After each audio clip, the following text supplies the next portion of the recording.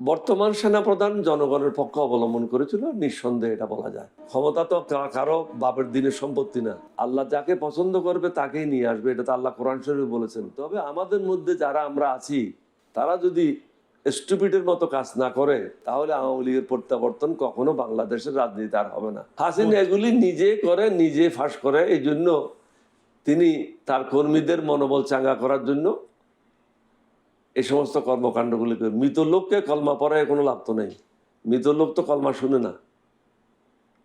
আওয়ামী লীগ হলো এখন dead body. এই ডেড বডিকে আমাদের কিছু কিছু রাজনৈতিক দল মাঝে মাঝে উৎসাহ দিয়ে জীবিত করার চেষ্টা করতেছে, কিন্তু আল্লাহর হুকুমে তারা ধ্বংস হয়ে গেছে। কারণ এটা আল্লাহরই হুকুম, যারা বিপদগামী হয় আল্লাহ তাদেরকে ধ্বংস করে।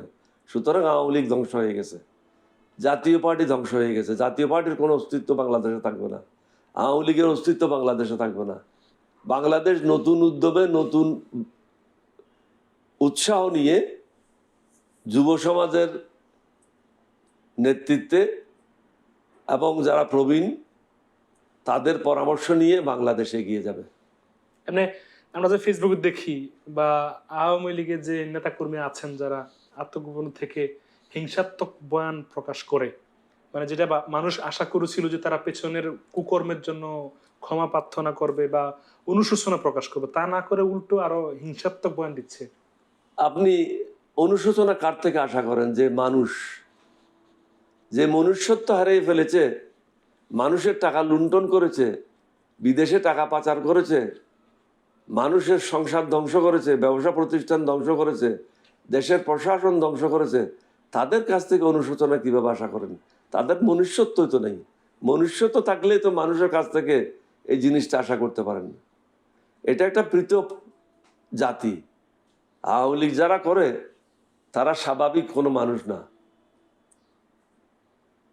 তারা হলো বাইপোলার ডিজিজের রুগী। বাইপোলার বুঝেন তো, বিভিন্ন রকম পাগলামি মাথার মধ্যে। আচ্ছা, একজন বর্ষিয়ান, আমি জানি আমার গালি দেবে, আমি জানি আমাকে গালি দেবে, কিন্তু আমি আমার কথাটা বন্ধ রাখবো না।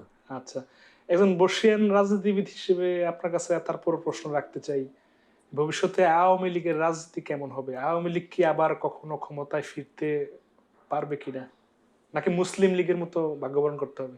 মুসলিম লীগের মতো ভাগ্যবরণ করতে হবে। আমাদের মধ্যে যারা আমরা আছি বর্তমান রাজনীতিতে, তারা যদি স্টুপিডের মতো কাজ না করে তাহলে আওয়ামী লীগের প্রত্যাবর্তন কখনো বাংলাদেশের রাজনীতি আর হবে না।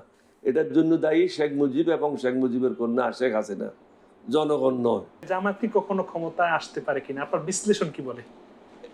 অনুমান নির্ভর কোনো কিছু করতে পারবো না। আল্লাহ যাকে চায় সে ক্ষমতায় আসবে। ক্ষমতা তো কারো বাপের দিনের সম্পত্তি না। আল্লাহ যাকে পছন্দ করবে তাকেই নিয়ে আসবে, এটা তো আল্লাহ কোরআন শরীফে বলেছেন। এটা তো কোনো নতুন কোনো বিষয় না। আল্লাহ যাকে চান তাকে সম্মান দেন, আল্লাহ যাকে চান তাকে লাঞ্ছিত করেন। হাসিনাকে লাঞ্ছিত করেছে। ভবিষ্যতে নির্বাচন হলে যে সমস্ত রাজনৈতিক দলগুলি আছে তাদের মধ্যে হয়তো যারা ভালো কাজ করেছে তাদেরকে আল্লাহ পুরস্কৃত করবেন। আচ্ছা, শেখ হাসিনা সরকারের শাসনামলে বুদ্ধিজীবীদের ভূমিকা এবং সাম্প্রতিক সময়ে তাদের ভূমিকা সম্পর্কে আপনি কি বলবেন? হাসিনার যে বুদ্ধিজীবীগুলি আছে তাদেরকে অ্যারেস্ট করা উচিত, কারণ তারা হলো দেশদ্রোহী। এখনো তাদেরকে অ্যারেস্ট করা হয় নাই। হাসিনার অফিসে যে সমস্ত লোকেরা কাজ করে, যেমন ডক্টর মুশফিকুর রহমান, এটা দেশদ্রোহী লোক। এইচ টি ইমামের বংশধর, এগুলি দেশদ্রোহী লোক। তারপরে আনোয়ার বিন কি একটা নাম ছিল, বিটকুটে নাম, তাকে অ্যারেস্ট করা উচিত। যে সমস্ত লোক হাসিনাকে সাহায্য করেছে প্রত্যক্ষ বা পরোক্ষভাবে, এটা মিডিয়া জগতের হোক রাজনৈতিক জগতের হোক, তাদেরকে অ্যারেস্ট করা উচিত। কারণ এই দেশের ধন সম্পদ লুণ্ঠন করার জন্য এরা তাকে উৎসাহিত করেছে এবং সাহায্য করেছে। সবসময় তাকে চাটুকারিতার মাধ্যমে উৎসাহ দিয়ে বিভিন্নভাবে প্রেরণা যোগায়ে মানুষের উপর অত্যাচার বেশি করার জন্য সুযোগ সৃষ্টি করে দিয়েছে। মিডিয়া যদি শক্তিশালী ভূমিকা পালন করত, নিরপেক্ষ ভূমিকা পালন করত, তাহলে বাংলাদেশের অবস্থা এরকম হতো না। আমি যদি ভুল করি আমার বিরুদ্ধে কথা বলেন, কিন্তু মিথ্যা কথা বলে আল্লাহর গজবের সামিল হবেন না।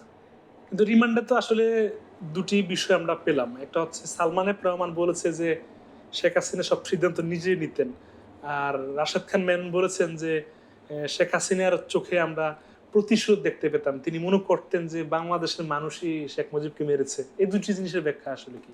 এই ব্যাখ্যা তো শেখ মুজিবের যারা বলেছে তারাই দিতে পারবে, আমি তো দিতে পারবো না। শেখ মুজিবের সাথে জীবনে আমার একবারই দেখা হয়েছিল কুমিল্লাতে মে মাসে 1972। প্রথম ক্যান্টনমেন্ট তিনি ভিজিট করেন 1972-তে কুমিল্লাতে। তখন আমি কুমিল্লা ব্রিগেড মেজর, 44 ব্রিগেডের ব্রিগেড মেজর। ওনাকে আমি রিসিভ করি এবং শহীদ মিনারে, তিনি কুমিল্লাতে একটা শহীদ মিনার আমি বানিয়েছিলাম নিজের উদ্যোগে। সেই শহীদ মিনারে শেখ মুজিব ফুল দিতে গিয়েছিল, আমি ছিলাম এবং জিয়াউর রহমান সাহেব ছিলেন সাথে। আমি সশস্ত্র বাহিনী সম্বন্ধে কোনো মন্তব্য করতে চাই না, তাদেরকে সব কিছু বিতর্কের ঊর্ধ্বে রাখতে চাই। তারা কি ভূমিকা রেখেছে না রেখেছে সমগ্র জাতি দেখেছে, সুতরাং এখানে নতুনভাবে বলার কিছু নেই। তারা যদি শেখ হাসিনার পক্ষ অবলম্বন করতো তাহলে আরো অনেকগুলি মৃতদেহ হতো। আচ্ছা, সেনাপ্রধান জেনারেল ওয়াকারুজ্জামানকে নিয়ে আপনার মূল্যায়ন কি? তিনি খুবই ভালো লোক, দক্ষ লোক। তিনি দেশের সম্মান ইজ্জত রক্ষা করেছেন। আচ্ছা, বিগত বছরগুলোতে বিশেষ করে শেখ হাসিনার শাসন আমলে যে সেনাপ্রধানরা ছিলেন বা সেনাবাহিনীকে বিভিন্নভাবে বিতর্কের ঊর্ধ্বে রাখা হয়েছিল, বা আমরা 2024 সালের নির্বাচনও দেখেছি যে সেনাবাহিনীরা সহযোগিতা করেন নাই, সেক্ষেত্রে ওয়াকারুজ্জামান কি তার ভূমিকা যথাযথ পালন করছে বা মানুষের জন্য কাজ করছে বলে মনে করেন? বর্তমান সেনাপ্রধান জনগণের পক্ষ অবলম্বন করেছিল, নিঃসন্দেহে এটা বলা যায়। এর আগের সেনাপ্রধানগুলি হাসিনার সেনাপ্রধান ছিল, বাংলাদেশ সেনাবাহিনীর সেনাপ্রধান ছিল না। এর আগের কয়েকজন সেনাপ্রধান দুর্নীতিগ্রস্ত এবং হাসিনার সেনাপ্রধান ছিল। ওয়াকারুজ্জামান বাংলাদেশ সেনাবাহিনীর সেনাপ্রধান, এটাই হলো পার্থক্য। তার বিরুদ্ধে দুর্নীতির কোনো অভিযোগ নেই। কিন্তু মানে দুটো প্রশ্ন, একটা হচ্ছে যে শেখ হাসিনার আত্মীয় বটে, এটা আমরা শুনছি, কিন্তু তিনি মির্জাপুর হলেন না। আত্মীয়তার সাথে চাকরির কোনো সম্পর্ক নেই। আপনি যখন শপথ গ্রহণ করেন তখন আপনার আর কিছুই থাকে না, আপনি এবং আল্লাহ। জবাবদিহিটা আল্লাহর কাছে, কারো কাছে না।